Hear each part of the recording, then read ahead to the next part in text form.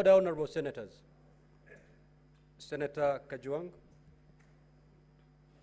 Now, Counsel for the National Assembly, you have had Senior Counsel Paul Mwite for and on behalf of the Deputy President. Considering that this is a time-bound process, what is your reaction? Mr. Speaker, sir, this is a house governed by the rule of law. We truly empathize with the difficulty that His Excellency, the Deputy President, has found himself in.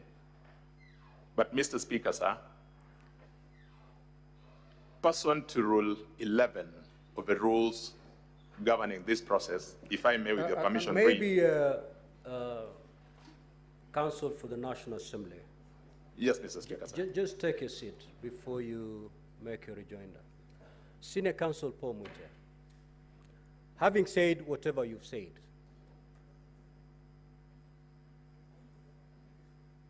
what is your proposed way forward so that a reaction can be put from the National Assembly?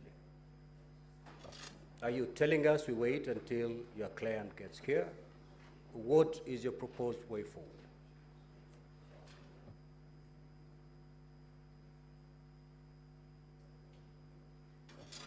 Mheshimiwa Speaker,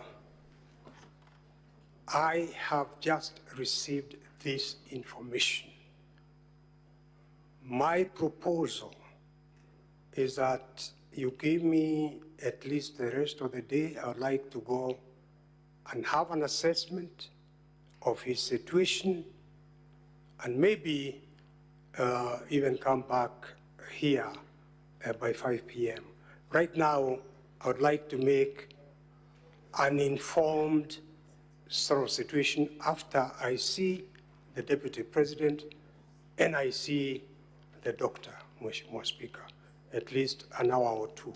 Yes, thank you. Very well. Counsel for the National Assembly. Mr. Speaker, sir, having very keenly listened to my learned senior colleague, Paul Mwite, Senior Counsel, it puts us in a bit of a difficulty because whereas we may want to empathize with the situation, there appears to be no indication from their end as to a specific proposal. Mr. Speaker, sir, this being a house governed by rules, and this process being a time-bound process, I will draw your attention to Rule 11 of the rules of this, this House. If I may read, Mr. Speaker, sir, that where the National Assembly or the President chooses not to appear before the Senate, that fact shall be put on record and the Senate shall proceed with its investigation without further reference to the National Assembly or the President. But the Senate may, for exceptional reasons to be recorded, permit a later appearance before the Senate by the National Assembly or the President. Mr. Speaker, sir, I think this rule would give us guidance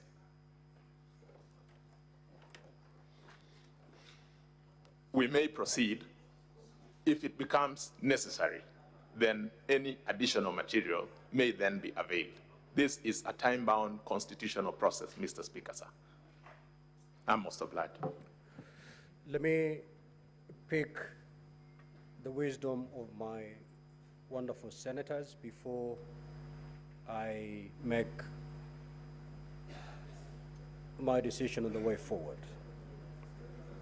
Now, I understand that all of you are wise men and women. Speaker, can I just say a word? Yes.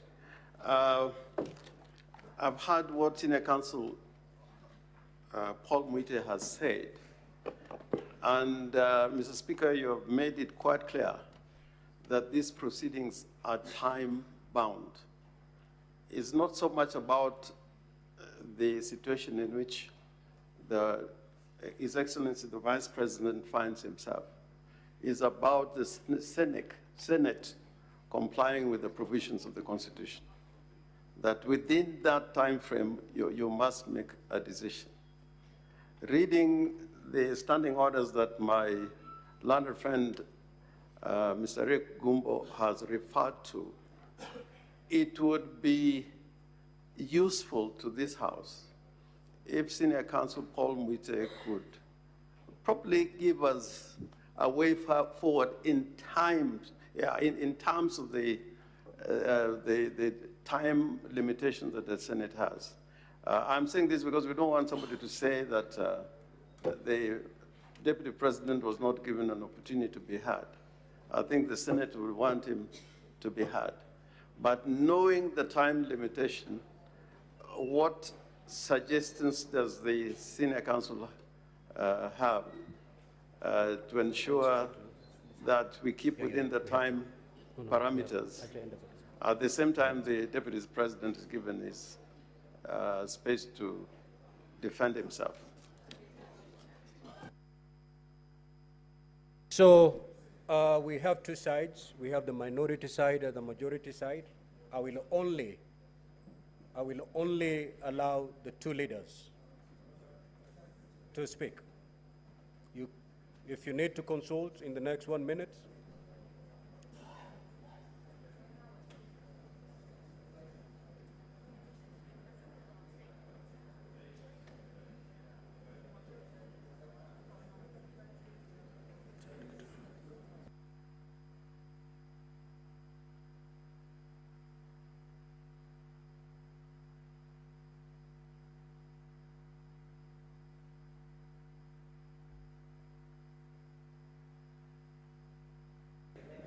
now, honorable senators, our standing orders have not been suspended yet. It is only Senator Mazayo and the majority leader. The rest, take your seat. The rest, please take your seat.